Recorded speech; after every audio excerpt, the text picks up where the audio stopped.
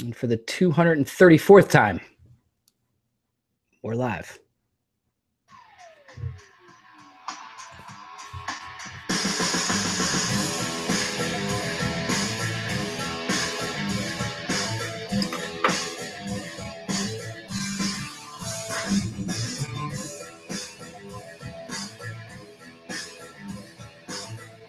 Ross is in the house. Googler's here. Welcome to another episode of Gun News Weekly. We got stories from Wisconsin, Washington, New Mexico, Illinois, California, Maryland, Georgia, Colorado, and Virginia. We'll probably talk about Texas a little bit tonight, and I guess we'll start there. And our condolences and best goes out to everybody dealing with the craziness in Houston right now and surrounding areas. Epic flood of, again, those proportions that they talk about. Biblical, so to speak. Ross, welcome again, as always. Good to see you, bro. Thanks, man. Another great Thursday night. Glad to be here. Make sure you check out the chat over on the YouTube channel. Participate. We love hearing from you. Say hi to me. I'm over there. Right on. Appreciate that, as always. Yeah, the chat gets interesting. I just don't have time to watch it till about right after the show. Googler's in the house. What's going on, dude? Not much. No Florida in the news tonight? I'm surprised. I don't think we have any Florida news tonight, but he's our fact checker. He keeps us in line, make sure that we're at least halfway accurate most of the time, so to speak. But thanks, everybody, for tuning in once again, and make sure you check out TacDaddy.com, GunCarrier.com, and Gun News Weekly. Appreciate it. Starting off over in Houston, and again, just a crazy story all around, but since we're a gun-based show, let's talk about the gun stuff. There are disturbing reports that people impersonating Homeland Security investigators agents are knocking on doors in the Houston area, telling residents to evacuate so that they can then rob the empty homes. They have different designations in terms of what their badges and what their jackets say, so to speak. So there's imposters running around. We know that. Ross, what else were you reading there before we got started? I think for the most part, what I've seen, what we were reading about was all people helping people in the Texas and the Houston area. My hat's off to those guys that are going down there to help. It's a dangerous situation. Yeah. People have lost their lives, whatnot. But it really disturbs me to hear that you got actually that kind of coordination where you got guys going out and impersonating Homeland Security of all people to get into people's houses and steal their stuff, man, during a flood. The first thing I heard was that boats were getting shot at. People were showing up in boats to help and they were getting shot at and this type of thing. And we heard similar stuff at the beginning of Katrina as well. I think that's just idiots. Again, I think the lawlessness is going to start soon. Googler, what did you have? So I found that 14 looters have been arrested over the past couple days. Oh, wow. According to the county district attorney's office. I saw something in the feed where a guy had a shotgun. And he was basically defending his neighborhood grocery store and accompanying stores. He took it upon himself to yell out to people. He was former LEO. He knew what he was doing. He was not going to let people tear apart his neighborhood. Good for him. Yeah, good for him. Great for him. Yeah, right. And I think I've seen, I don't want to call them memes, but pictures of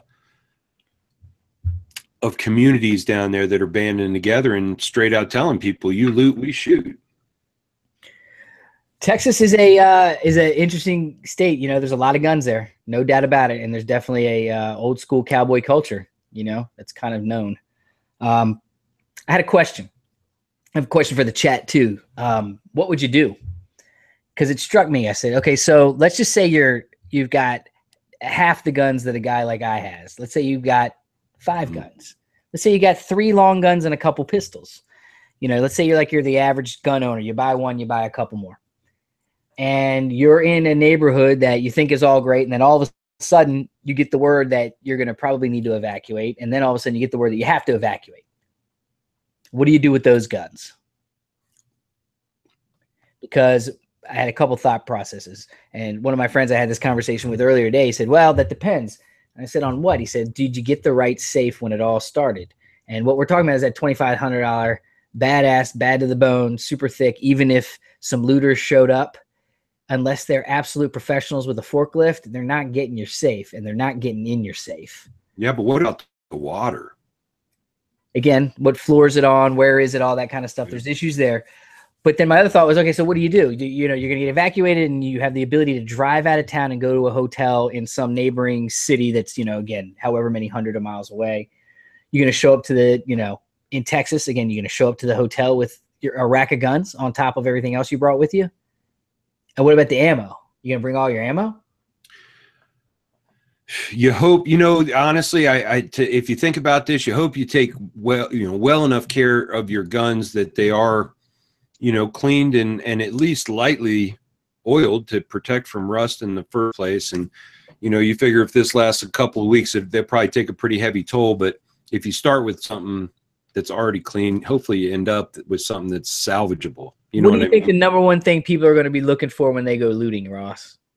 Oh, for sure, safes. It's Texas, for Christ's sake. I mean, that's the first thing. Guns in general, gun collections and hunting and the Second Amendment and, you know, protecting themselves, yada yada yada. I mean, well, just guns in general. You know what I mean? It's like, how many can you carry?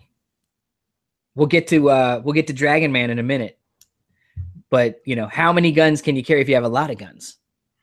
Well, how many guns can the back of your Chevy truck hold? Yeah, pretty much, right?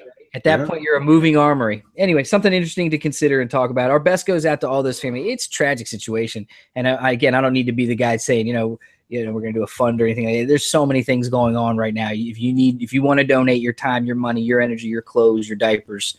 Wasn't Biggs doing something? See, there's a gazillion things going on already. I thought Biggs posted something too. Yeah. Yep. Biggs is headed down there for sure. But you know what? I encourage people to get involved with their local community. Someone in your community is doing a drive for the people in Texas and see what you can do locally. Because I think if you work locally, you provide more service to people down there than if you just give to somebody who's going to take 80% of your money and use it for, you know, other things. Joel Osteen. Oh, yeah, good call, Ross. Good call. So anyway, yeah, we'll stay off of that one. Anyway, our best to all those people. And again, I think that we are seeing more good than bad, even in the end, of people that made bad decisions up front. And everyone should there's stories about people, again, rescuers going in and getting electrocuted and all kinds of things like this. So there's going to be, it's good. It's crazy. You're talking about the fourth biggest city in the country being basically evacuated and then come back to deal with a mess. Yeah, for sure. For a complete mess, dude. And I'm sure what gets stolen from their house is going to be the least of their worries. Well, something that I didn't do the math on until someone mentioned it recently, that's really the worst of the worst, is that, you know, many people relocated from Katrina to Houston. So there's a lot of people going through this several times in a lifetime. Not fair. I don't think anybody ever said life's fair, but true enough to have to go through something like Katrina twice, or even Houston being the most epic storm to date, to have to go through something like that. Oof. Unbelievable. And honest to God, I pray for everybody down there. I hope that they, I hope that people get what they need. And I hope that, that all the help that we're sending gets there. And I'm sorry. The best place to walk. Sorry, I apologize. Something popped up there. So, all right, let's move on. And again, all our best to everybody there dealing with that. Yeah. Over to the left coast. Gunman, another gunman in MMA story. Gunman enters MMA studio, leaves handcuffs and bloodied. In Burbank, California, a man got more than he bargained for when he entered a mixed martial arts studio armed with a gun Tuesday night while a class was in session. Around 9 o'clock at the Defiant MMA and Fitness Studio. According to Sergeant Derek Green, a spokesman for the Burbank Police Department, the man entered the studio carrying a black bag and approached one of the instructors in a reportedly aggressive way. As he reached inside the bag, a scuffle ensued between him and the instructor, 34-year-old lightweight MMA fighter Jacob Powell. He thought the man was reaching for a weapon, so his instincts kicked in to defend himself. I got the weapon away before the cops arrived. One of my guys who was training called the police, and I just subdued him until the police showed up. Huh. what kind of stupid do you need to be to pick a fight in an MMA? So, you know what I mean? They recovered a loaded handgun from the scene, but no shots were fired. Although it's unknown why the man entered the gym with the gun. They said that the two may know each other. At minimum, he faces a charge for assault with a deadly weapon. Crazy, man. Yep. Crazy. I mean, to think you get away with it in that situation is even crazier. But you ever seen the video about Dragon Man? Yep. This is your guy in Colorado, right? I don't know if he's my man, but yeah, I think so. That dude's awesome. Here he is, Dragon Man, and he's known as America's most prolific gun collector. He's got a sign in his front yard that says, "Go ahead and try. I need the target practice." I mean, like, this guy doesn't mess around. He has cluster bombs. Dude, he has more invested in ammo than I have on my wish list. He went to dinner and thieves stole 65 of his guns, similar to many of the Colorado stories we've been talking about this year, where they took a truck, smashed a metal barrier, and made entry. They went into his gun store and got I'm sorry, they went and got all his valuable weapons. Did not touch the most expensive ones, which are electronically controlled machine guns that he owns. He has countless grenade launchers, 80 military vehicles, and he's got a fire-breathing dragon head affixed to the head of his Harley Davidson. So what got taken? Do they say what got taken? What weapons actually are on the loose now? No, but he said, quote, "I have over 200 machine guns in my name. If I had been there, they would have gotten shot in the head." Yeah.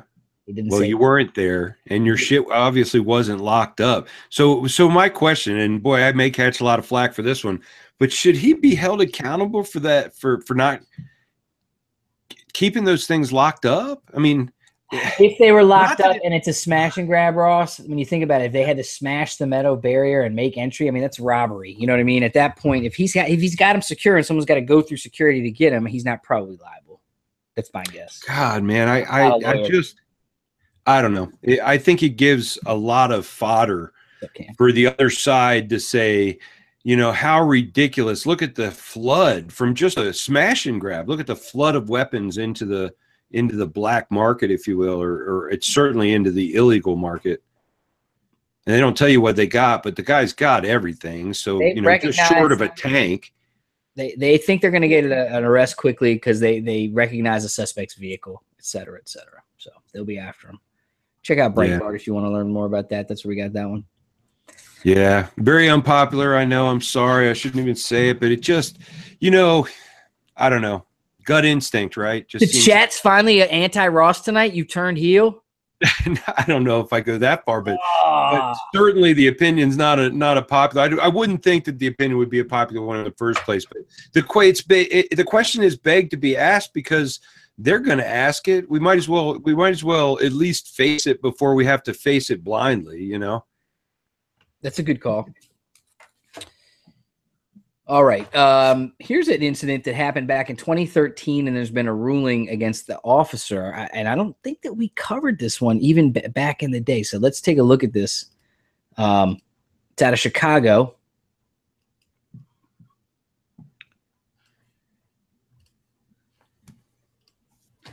Viewer discretion is advised.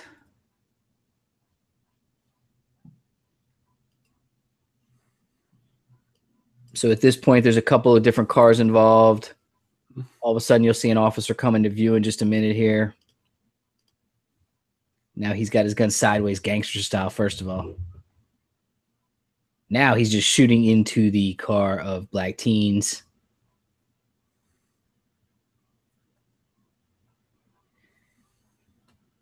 And that was the dash cam that did it in for him because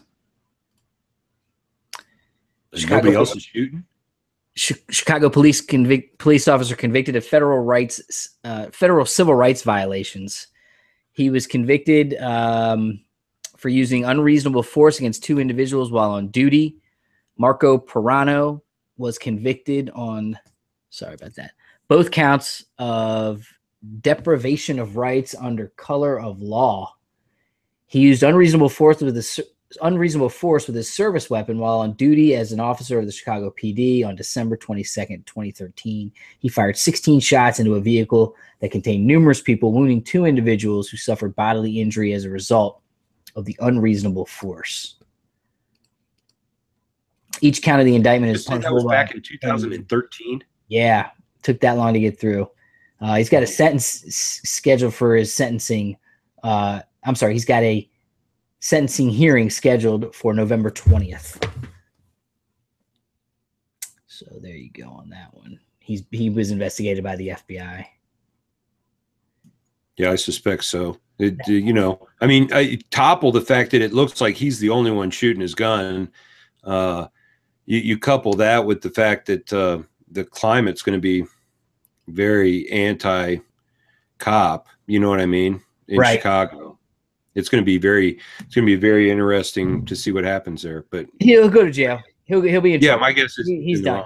He's in trouble. Yeah. I mean, it's pretty obvious that he was just popping shots into the car. He didn't use the training that was in place or supposed to be in place. Man, this one, I watched it twice briefly, and there's more to it because they don't show you what happened before the video footage. They don't show you if this guy was acting. It doesn't matter. Okay, we'll get to it here. I have a lot of opinion on this, but I don't want to speak too much further. This video contains strong language and may be, quote, triggering to some. Ross, we didn't talk about this one. Wait till you see this shit.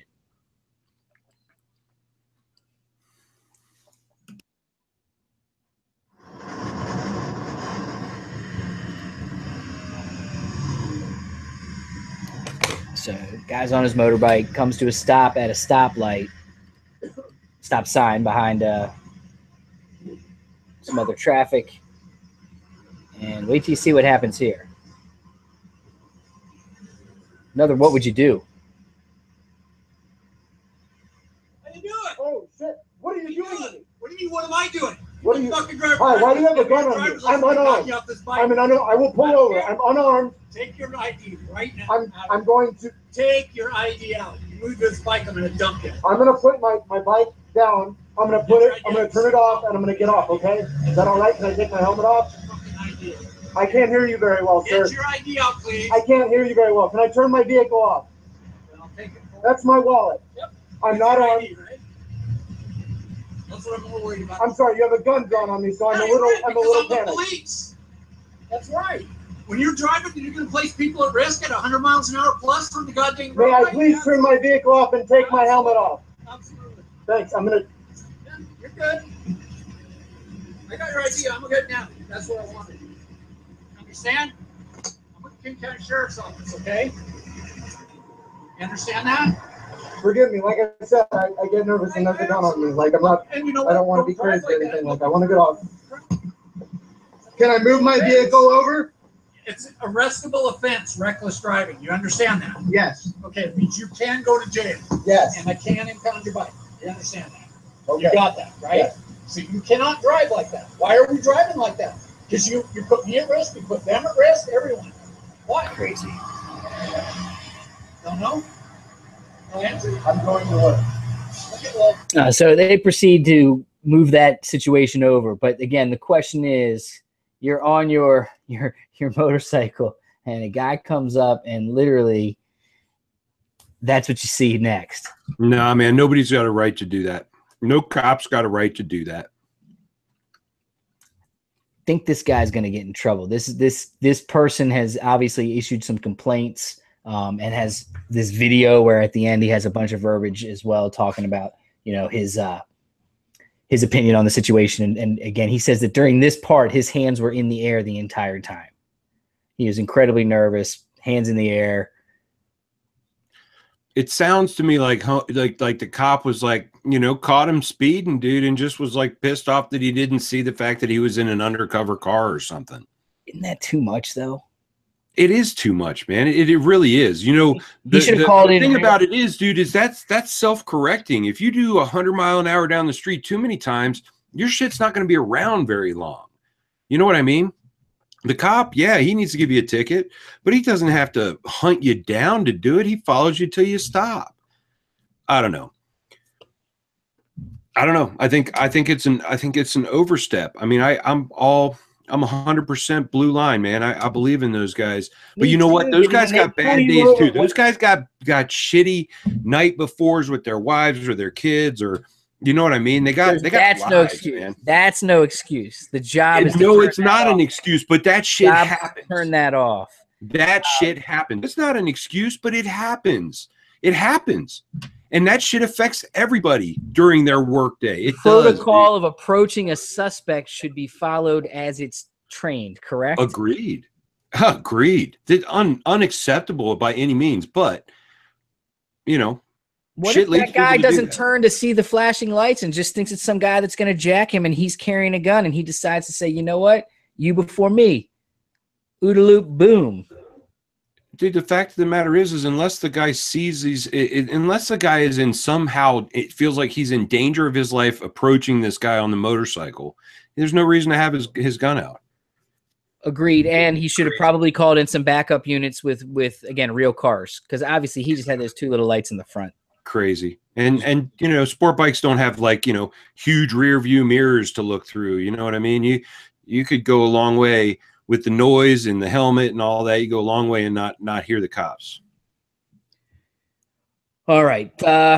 Moving on to the next one. Let's talk about Charlottesville one last time, hopefully. Now, we've talked about for over a year the notion that eventually at one of these protests, someone's going to get shot. There's people hitting each other with all kinds of shit. They're throwing all kinds of stuff. You go back to like Baltimore and some of the riot gear that the police were wearing, et cetera, et cetera. Whether it was, again, innocents or protesters on each other, someone's going to get shot. We've said this for a while. Well, now there's this. Check this out, Ross. I did not see this until this morning.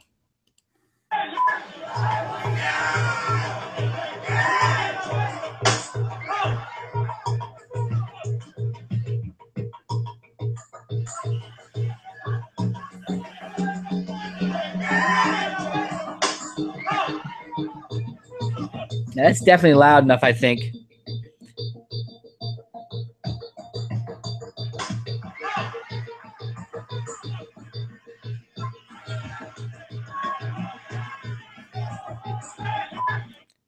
Ooh, sorry. I wanted to point out that he almost, again, if he was going, and now there's someone here blowing a flamethrower or something. They don't talk about that in the video, Ross. But right. You see that, right? I mean, there's something aggressive, definitely aggressive, that catches this guy's eye, that makes him turn, draw his carry weapon, try to shoot him, realize there's not a round in the chamber. Let's talk about that for a second.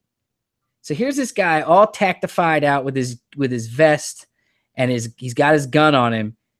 He gets to the point where he actually pulls his gun, and he's unaware of the condition. Shame on him. You see that flamethrower over there? And then do you see the camera right there over the guy's red shirt guy's shoulder? Yes. And again, if I go back to the beginning, the real beginning here. Yeah, he's walking, he sees that. Now, that shot was said not to hit anybody. It didn't look to me like the other 15 or 20 people around him felt all that threatened by what was going on. No one freaked out that he shot a gun. I wonder if it was a, you know. No, that's a real, look at that. Blank. And then look, everyone kind of backs up. He definitely knows he needs to put it back in his pocket. So that wasn't a flamethrower. There's a longer version of the video I have right here. It looks like it's a gentleman with an aerosol can, because you see him spraying in the face of the gentleman in the black shorts with the white hat and white shirt, because there's a cloud of crap, and then you see it catch fire. And I actually have a freeze frame here. You can see he actually has an aerosol can with a lighter, and that's what he's spraying.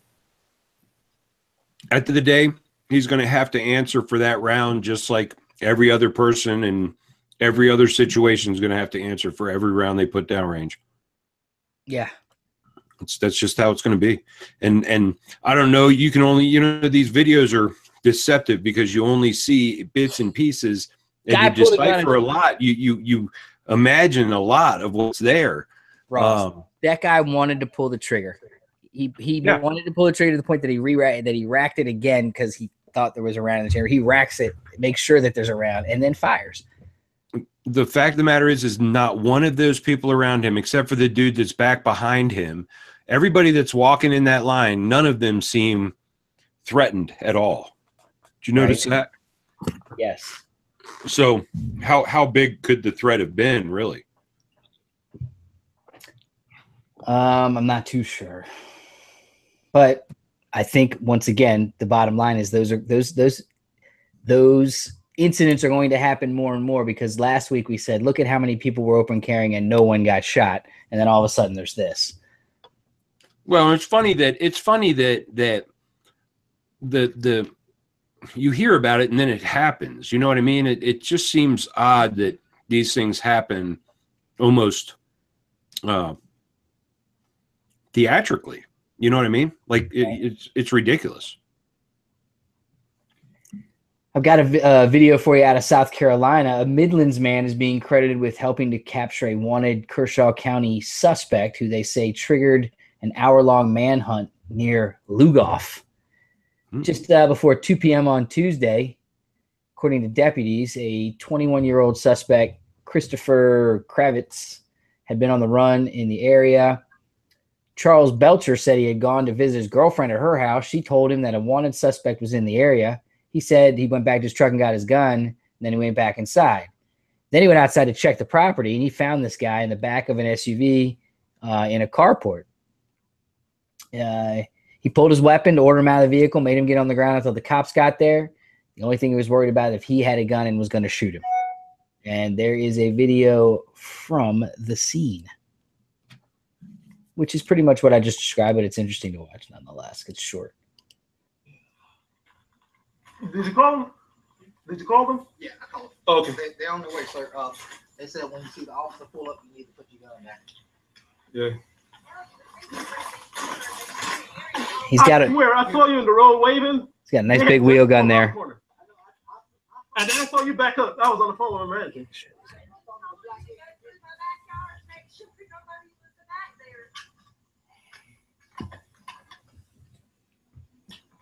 That might be them.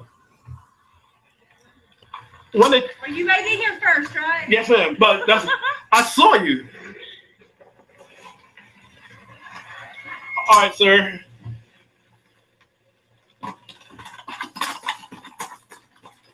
Right, sir.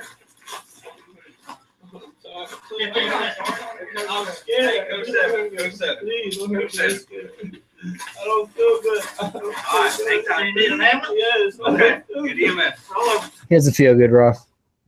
Casey, what's up? What's up, fellas? What's up, Casey? Homie doesn't feel good. He got caught. Held a gun. I wouldn't feel good either. He didn't feel good.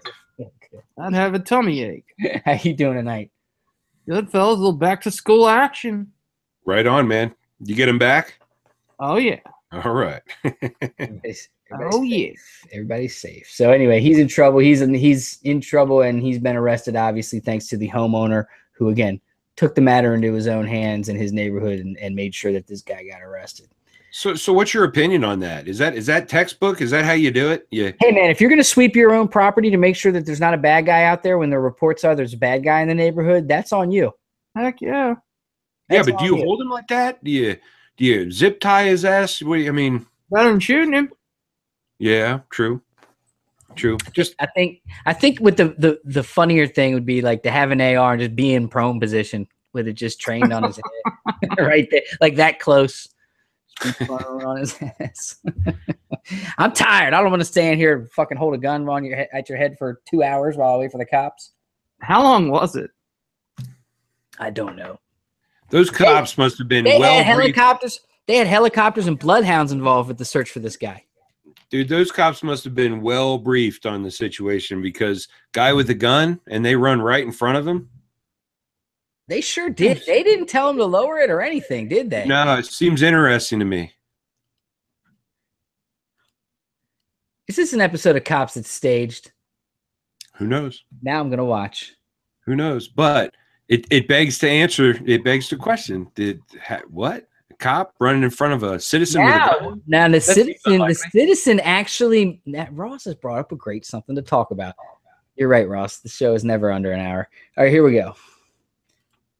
Watch what the citizen does. I'm going to pause it. He's got the gun trained on the suspect, correct? Yep. Oh, man. Casey was talking. Hold on. I forgot to highlight.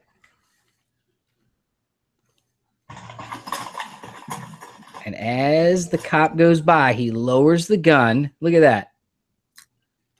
And turns. And gets completely away from them. That's a responsible gun owner, able to scan his neighborhood, his yard, and responsibly hold a suspect until the cops show up. That's good work. That is good work. Very well coordinated. You think it's coordinated? You think it's fake? I don't know. It just seemed odd to me that the cops pull up, blindly rush into the situation plus the guy holding a gun. Doesn't make a lot of sense. Nah, I have to agree. Oh, who's dinging? Is that you, Casey? Yeah, my bad. I'll figure out how to get it. Hold on. I'm putting a note in the interior. I need you guys to look this one up. I forgot to do it. I wanted to discuss this. All right, so I got another video here. Preschool taking heat after a field trip to the gun range. Oh, that's sad. Let's see. Bam. To the gun range. Channel 2's Carl Willis is live in Woodstock tonight. And Carl, the school told you that this was all part of a lesson. Well, it's truly a hands-on lesson on a legendary sharpshooter and a folk hero taken out of a classroom at this private school and right into a gun range, and parents signed off. These images of a first and second grader handling firearms are from a local school's field trip to a gun range. I called the school owner, Tammy Dorston of Holt Heidi Academy in Woodstock, who defended the trip. This was a wonderful educational program with a safety class before and after the guns were handled. Dorston says the kids have been learning about sharpshooter Annie Oakley and folk hero Davy Crockett.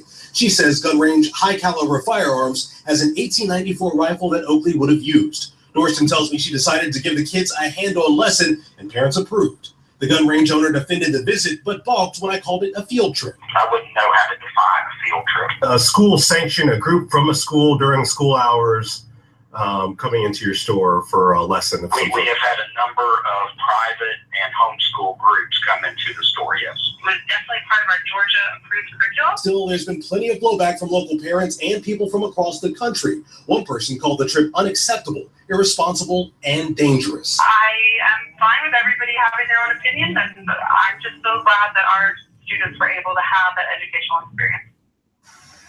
Amen. Right from the start wrote, quote, "We are currently investigating to determine what children were involved in the field trip and whether it is within the CAL's jurisdiction to take appropriate actions." Now, a quick search shows that the agency has investigated and fined the school for various complaints in the past.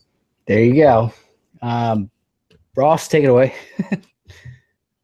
Oh, I think it's great. I think that the parents signed off. Screw those people that want to second guess somebody who's raising. That's what I was gonna say. It's their screw kid. those guys. Self-righteous sons of guns. You know what I mean?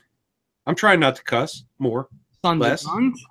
Yeah, sons of bastards trying to tell me how to raise my kid. If I say my kid, preschool, whatever, can go in and handle a firearm under supervision, that's my right as a parent. Nobody's got the right to second guess me.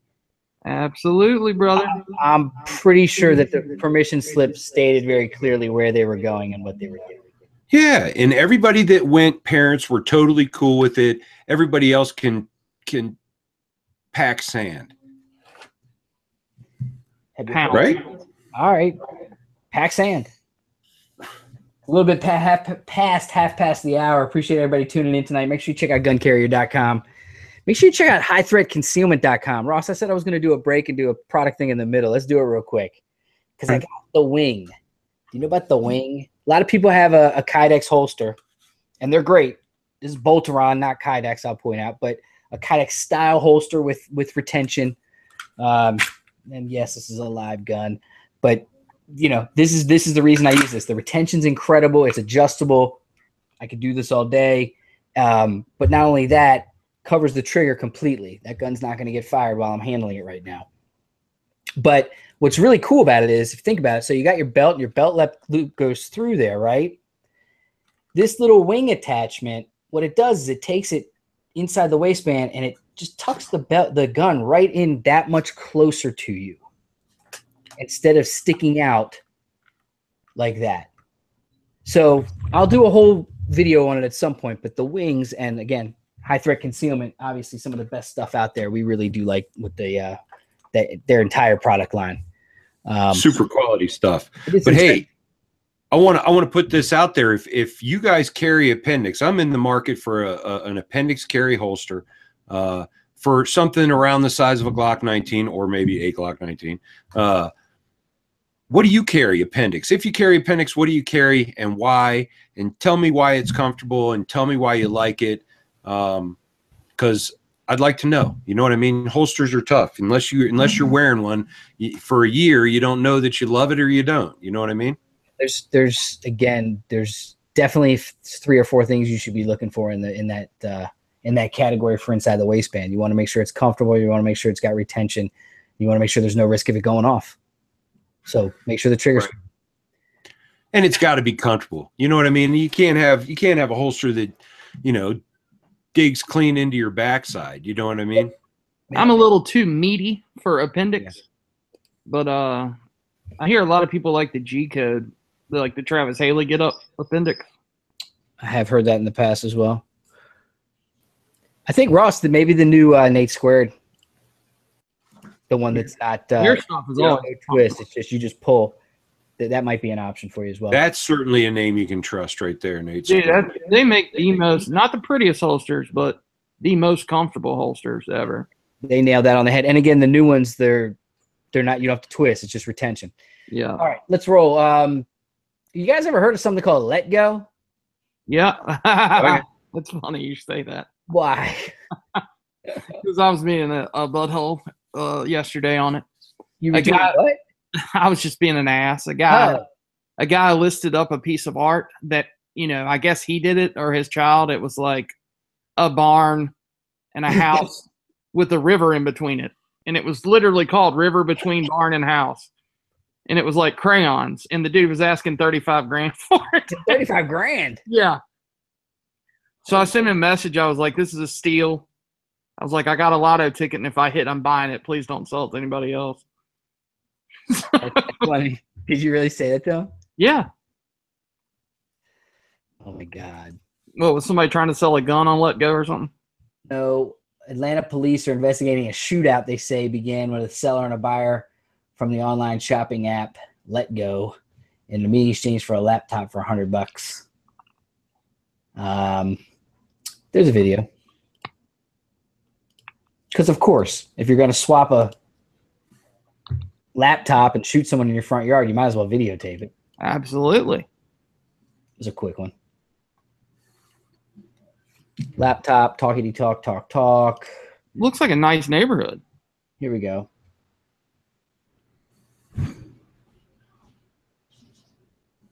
I think it goes something like, you know what? Give me the $100 and give me the laptop. You know what? No. Something along those lines. Yeah, it's real quick. He goes back and puts the gun right in the guy's face.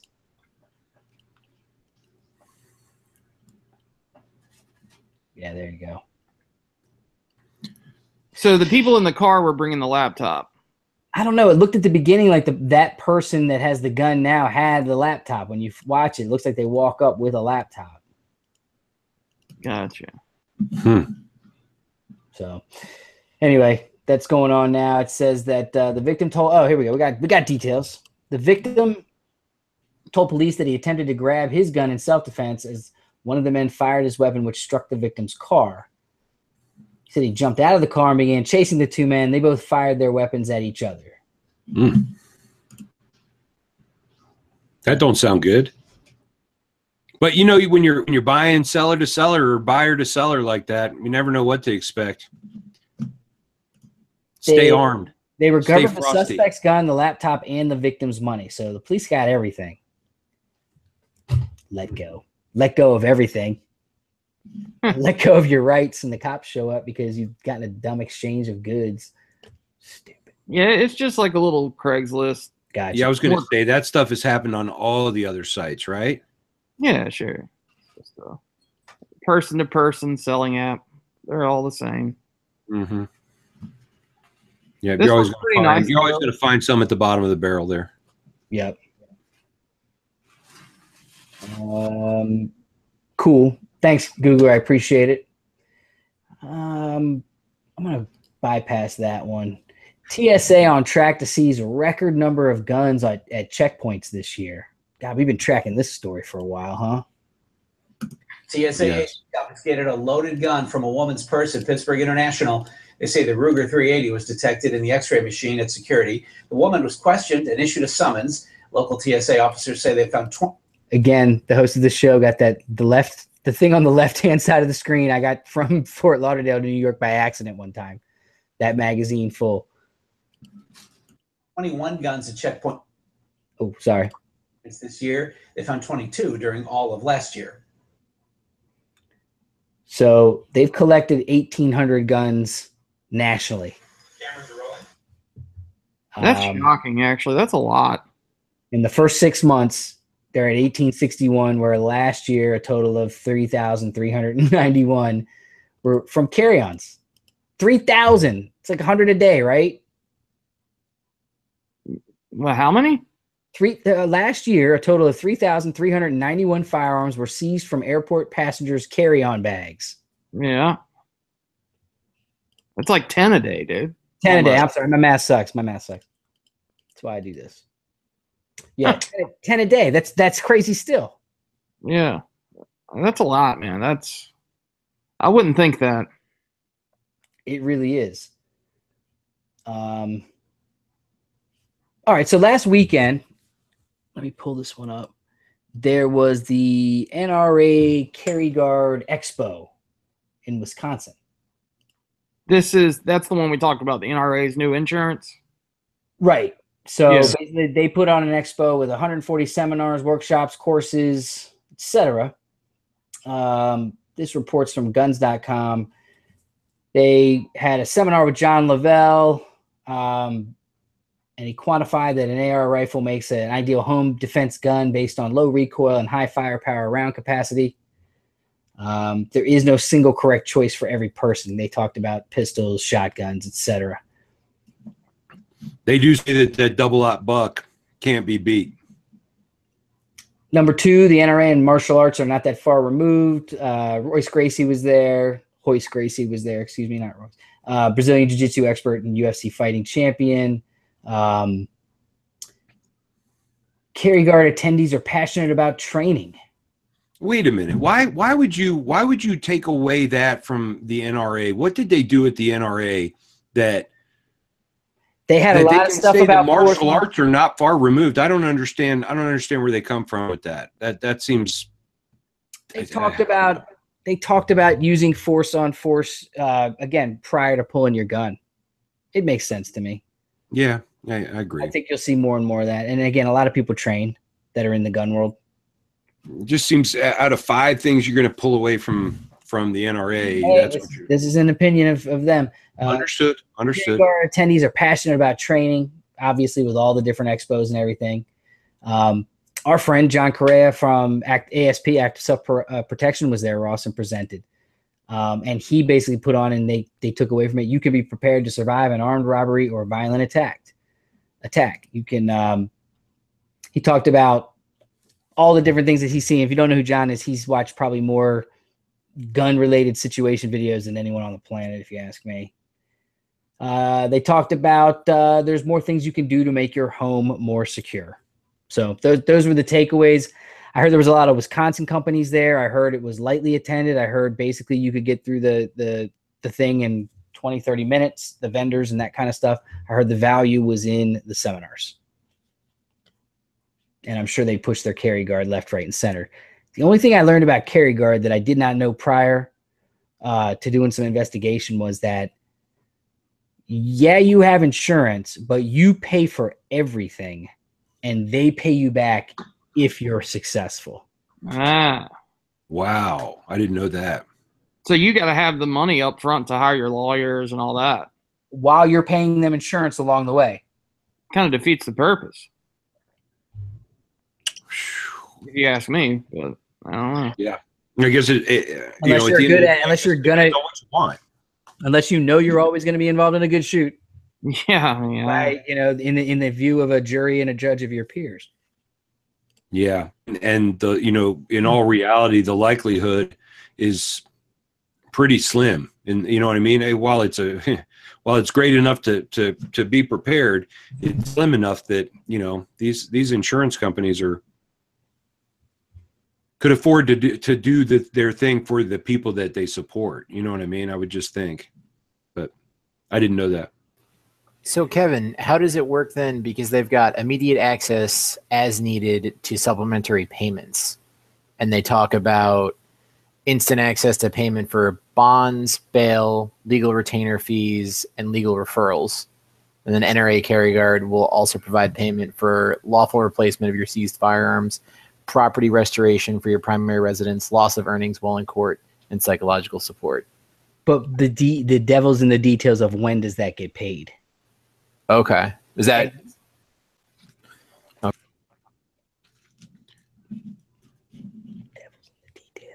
Yes, I'm a master of capoeira. I was taught capoeira by a master in Madison, Wisconsin over a 7-year period. He was raw. He was raw. He wouldn't even eat popcorn. Very good, Kevin son. I got my ass kicked all the time. So there's the 5 takeaways. So I don't know if you guys heard. I guess we kind of covered it last week, but there's a new Glock. And we kind of hit the nail on the head with all of our suppositions last week. Honestly, because the information was out there and we researched it and made some calls and got some information. But basically, there's a bunch of videos and a bunch of videos of people reviewing something that is so similar to a Gen 3 and a Gen 4, it's kind of silly. I agree. I think they even may have complicated the trigger a little bit. There's an article about how they think that this is going to, again, because there will be a flood of people buying Gen 5 Glocks just because. I saw that. It's going to hurt everybody. It's almost like a car thing, Ross. It's almost like a new model of a car. And that's the one thing that Glock has kind of figured out as they've released number after number after number. And you also got a segment of the population that's got to have the newest, greatest, latest thing right now. And you got another segment of the population that's going to wait until that Gen 5 is the thing to have because it's reliable and it's the greatest, just kind of like the Gen 4 that was just an upgrade to the 3. And you got the extra backstrap and all that crap. But you got those people. And then you got the people who could give a shit if it's a 1, 2, 3, or 4, or 5, as long as the damn thing's reliable and works when they pull it from their concealed carry when they need it, right? Right. It'll be. I would not consider myself a huge Glock fan, but I do own Glocks because of their reliability, and I do like the gun, but no more than I like the Smith & Wesson for its purpose, We are 8/31, last day of August. That means we are a month and several days away from putting our big mitts on these things and checking them out for ourselves. Right. 5 weeks, That's right. 4 weeks, 5 weeks. We'll be at Big 3 and be checking out. I'm sure Glock will be there, and they'll have all of them there. I actually can't wait to get one in my hands. I'd like to see if there's a big difference. Are they coming with the same number of magazines as the 4? I don't know that yet. I did not watch the Glock created videos yet. I did watch Mr. Guns and Gear, and I forget what he said. But again, there's a tougher finish on it. There's a couple other bonuses on it that are different, make it a little bit different. The whole point is, though, everyone's stippling. I have a prediction that a year from now, the laser stippling thing will be so commonplace that almost every shop will offer that's doing the Glock conversion stuff. Yep. If they're doing slides and they're doing manual stippling, even if they have patterns and things like that, I still look at that as kind of a niche thing. Like, for the some people like it, some people don't. I've always done my own. Like, people that are into it, like us. I mean, like, you got to realize we're a small percentage of the gun community. The average person going to buy a Glock carry gun isn't looking to do all the crazy stuff, you know. Like, and do you think they really know the difference if there's finger grooves on it or not? Probably not. Probably not. So I think if you got big meaty hands, those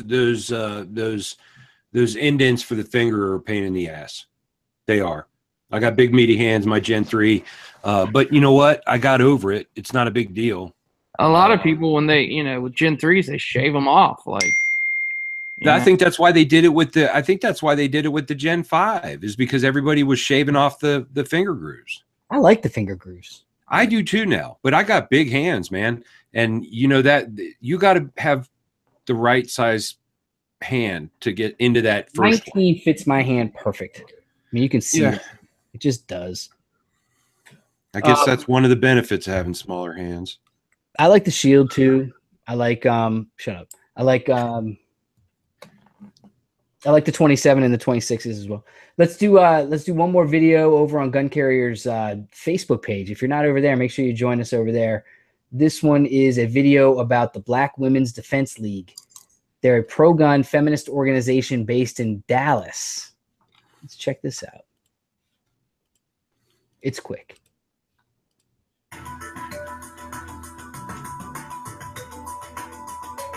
Teaches Black women how to defend themselves. Still slaves to this day, whether it be mental, financial, material, spiritual. These are things that we have to attack on every side because the enemy is attacking on every side. This is why we have self-defense classes, to make sure we can have the best response when we are doing non-armed or armed rescues. We are warriors. Not only do we have to fight the man, we got to fight our man. Do you see the gun as sort of a phallic or masculine? I think some of them are kind of sexy.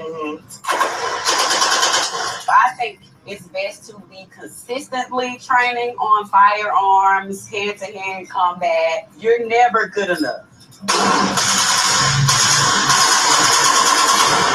So when it comes down to the necessities, which I do consider the ability to protect oneself a necessity, it's kind of a necessary evil at this point, you know? Actually, it's more Black women in here than any race issue. Really? You're a target whether you carry a gun, a knife, or walk in the streets and protest. But when you're an armed group and have a gun involved, and you start talking about privileges, white privilege. Say, for example, John Crawford was shot in an open carry state. If it's an open carry state and I'm in a Walmart carrying a gun, why would you shoot me on sight, even if the gun is real? And see, that's the thing is, like, say, when Nisi is holding a gun, people see a different thing than just, oh, she must be a Second Amendment advocate. They're not going to initially associate it with some sort of constitutional right. They're going to want to know, what is she up to? Think that's true? I don't know. Tough question, right? I mean, I don't know. I'm personally, and I think you are too, Ross, we are about as opposite, and probably the hardest thing to speak on for us would be to speak on behalf of feminist, lesbian, Black women. I mean, yeah, that's although I am a lesbian trapped in a man's body. It happened. I don't know how. It just happened. I didn't realize that. Yeah. So anyway, but yeah, I mean, at the end of the day, I think it's great that anybody gets trained. I think it's a shame that we've got to segregate these days. You know what I mean? But if that's what makes them feel good and they're getting the training they need to keep themselves safe at night, and in their neighborhoods or, you know, whatever, then good for them. I totally applaud them. The one problem I have is that they're shooting a lot of automatic weapons. You notice that? I noticed that's probably rentals at that range. I don't think that I could be wrong. Maybe they own Uzis, Ross. If you're training for self-defense, probably not a good idea to get real competent on that fully automatic Mac 10 or whatever the hell it was. You know what I mean? Uzis or something else with a shoulder stock there. Yeah. I don't know. It just seemed odd to me that they want to associate that with their training regiment for these women who apparently have never picked up a gun before, right? Right. Good for them.